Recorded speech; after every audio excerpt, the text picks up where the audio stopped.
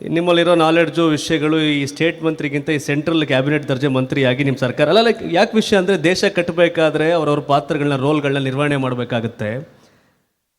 ಈ ಸನ್ನಿವೇಶದಲ್ಲಿ ನೀವು ಯಾವಾಗಲೂ ಮಾತನಾಡ್ತಿರ್ತೀರಿ, ನೇರವಾಗಿ ಹೊಡಿತಿರ್ತೀರಿ. ಇಲ್ಲಿ ನೀವು ಬೆಂಗಳೂರಲ್ಲಿ ಕೂತಿರ್ತೀರಿ, ಆದರೂ ದೆಹಲಿಗೆ ಗುರಿ ಇಟ್ಟಿರ್ತೀರಿ.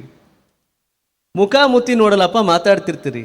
ಪ್ರಧಾನಿನ ಕೇಳಿ, ಪ್ರಧಾನಿ ಏನು ಮಾಡ್ತಿದ್ದಾರೆ, ನರೇಂದ್ರ ಮೋದಿ ಏನು ಮಾಡ್ತಿದ್ದಾರೆ, 11 ವರ್ಷದಿಂದ ಏನಾಯಿತು, 12 ವರ್ಷದಿಂದ ಏನಾಯಿತು ಅಂತ. ವ್ಯವಸ್ಥೆ ಬಗ್ಗೆ ಬೇಸರವೋ ಅಥವಾ ಆ ವ್ಯಕ್ತಿ ಬಗ್ಗೆ ಬೇಸರನೋ, ಇಲ್ಲಿ ಆಗ್ತಿರ್ತಕ್ಕಂಥ ಬೆಳವಣಿಗೆ ಬಗ್ಗೆ ಇರ್ತಕ್ಕಂಥ ಆಕ್ರೋಶನೋ ಅಂತ. ಭಾಳ ಒಳ್ಳೆ ಕ್ವಶನ್ ಕೇಳಿದಿರಿ. ಯಾಕೆ ನಾವು ಮೋದಿ ಸಾಹೇಬ್ರ ಬಗ್ಗೆ ಅಗ್ಗಾಗಲೇ ಮಾತನಾಡ್ತೀವಿ ಅಂತಂದರೆ, ಕಳೆದ 10 ವರ್ಷದಿಂದ ಯಾವುದೇ ಮೀಡಿಯಾದಲ್ಲಿ ನರೇಶನ್ ನೋಡಿ ಏನಿದೆ, ಗ್ರಾಮ ಪಂಚಾಯತಿ, ತಾಲೂಕ್ ಪಂಚಾಯತಿ, ಜಿಲ್ಲಾ ಪಂಚಾಯತಿ, ಕೋವಿಡ್, ಮಲೇರಿಯಾ, TB, ಮಳೆ, ದುರಂತ, ಅಮೇರಿಕಾ, ಪಾಕಿಸ್ತಾನ, ತಾಲಿಬಾನ್, ಯಾವುದೇ ಇಶ್ಯೂಗಳು ಬರಲಿ, ಫಸ್ಟ್ ತೋರಿಸೋದು ಯಾರು ಫೋಟೋ ತೋರಿಸ್ತೀರಿ ನೀವು?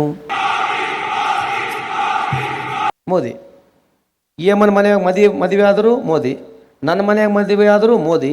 ದಿನಾ ಬೆಳಗ್ಗೆ ಇದ್ದರೆ ಸಾಯಂಕಾಲವರೆಗೆ ನೀವು ಮೋದಿನ ತೋರಿಸಿ ರಾಜಕೀಯವಾಗಿ ನೀವು ಇವತ್ತು ಯಾರು ಫೋಟೋ ಇದೆ ನಮ್ಮ ಇಡೀ ದೇಶದಲ್ಲಿ, ಪ್ರೆಸೆನ್ಸ್ ಯಾರಿದೆ ಟಿ ವಿನಲ್ಲಿ ಜಾಸ್ತಿ?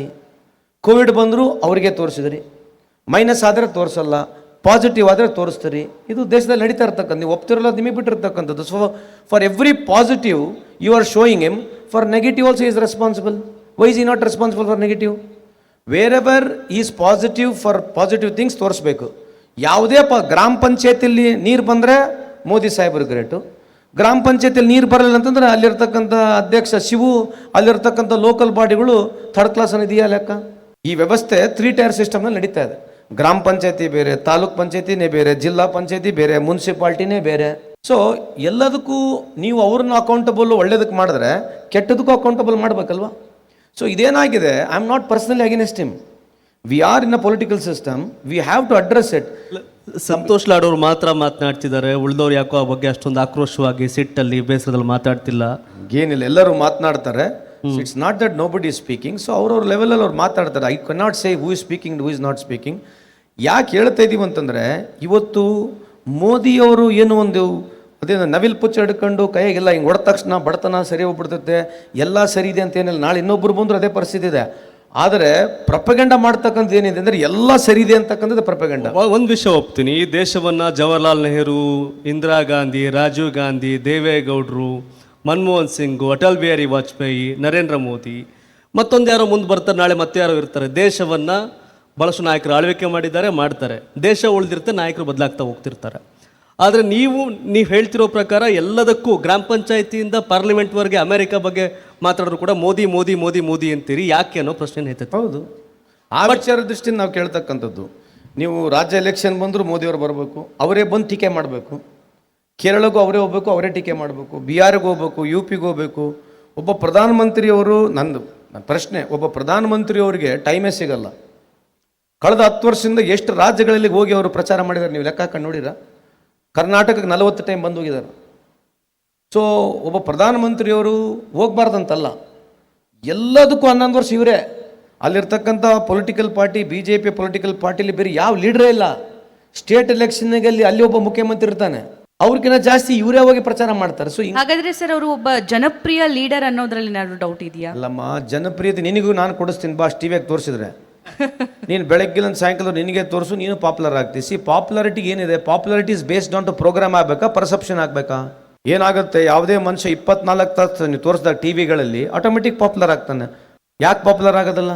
ಟಿವಿಲಿ ತೋರ್ಸೋದಕ್ಕೆ ಮಾತ್ರ ಅವರು ಪಾಪ್ಯುಲರ್ ಆದ್ರ? ಅಲ್ಲಮ್ಮ, ಬ್ಯಾಕ್ ಗ್ರೌಂಡ್ ಸ್ಕೋರ್ ಹೆಂಗಿದೆ, ಮ್ಯೂಸಿಕ್ ಹೆಂಗಿದೆ, ಹಿಂದ್ಗಡೆ ಹೆಂಗಿದೆ ವಿಚಾರಗಳು. ಬೆಂಕಿ ಬರ್ತಿರ್ತತೆ, ಬೆಂಕಿ ಇಳಿತಿರ್ತತೆ, ಬೆಂಕಿ ಇತ್ಲಾಗ ಹೋಗ್ತತೆ, ಬೆಂಕಿ ಹತ್ಲಾಗ ಬರ್ತದೆ. ಈ ಥರ ನೀವು ತೋರಿಸಿದ್ರೆ ಯಾರಾಗಲಿ ಕೈಯ ಮುಗಿದು ಬಿಡ್ತಾರೆ ನಮ್ಮ ಹಳ್ಳಿಗಳಲ್ಲಿ. ಬೆಳಗ್ಗಿನ ಸಾಯಂಕಾಲವರೆಗೆ ಹಿಂಗೆ ಇಳಿಯ ಕಲ್ಲಿಗೆ ಬಲಗಡೆ ಬೆಂಕಿ, ಕೆಳಗಡೆ ಬೆಂಕಿ, ಏನು background score, music. This is right time ನಾನು ಈ ಮಾತಾಡೋಕ್ಕೆ.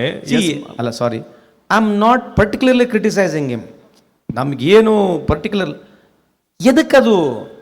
ಸುಮ್ಮನೆ ಒಂದು ಉದಾಹರಣೆ ಕೊಡ್ತೇನೆ ನಾನು. ಈಗ ಕೇಳಿದ್ರಂತ, ಇಲ್ಲಿ ಮೋದಿ ಸಾಹೇಬರು ನಡೆಯೋದು ಒಂದು ಹಿಂಗೆ ಲ್ಯಾಡ್ರಿಂದ ಹೇಳಿದ ಒಂದು ತೋರಿಸ್ತಾರೆ. ಅಲ್ಲಿ ಚೈನಾದ ಜಿಂಗ್ಪಿಂಗ್ ಹೇಳಿದ ಒಂದು ತೋರಿಸ್ತಾರೆ. ಚೈನಾ ಜಿಂಗ್ಪಿಂಗ್ ಪ್ರೆಸಿಡೆಂಟು ಆ ಗ್ರಿಲ್ ಹಿಡ್ಕಂತಾನೆ ಸೈಡಿಗೆ ನಡೆಯಕಲ್ಲಿಗೆ. ಅವನು 63 ವರ್ಷ, ಇವರು 73 ವರ್ಷ. ದೇಖಿಯೇ ಮೋದಿ ಅವರು ಕಿतना तंदुरुस्त है, वो रेलिंग नहीं पकड़ के बगैर नीचे चलते हैं. ಅವ್ನು ರೇಲಿಂಗ್ ಹಿಡ್ಕಂತ ಈ ಥರ ತೋರಿಸ್ಬೋದು ಯಾರನ್ನ? ಇಲ್ಲ ಅದೇ ಹೇಳುದು. ನಮ್ಮಲ್ಲಿ ಆಗಿರ್ತಕ್ಕಂಥ ಪ್ರಮೋಷನ್ ಅಲ್ಲಲ್ಲ, ಖಂಡಿತ ಅಣ್ಣ. Sorry, I am not criticising at it, I just my observation.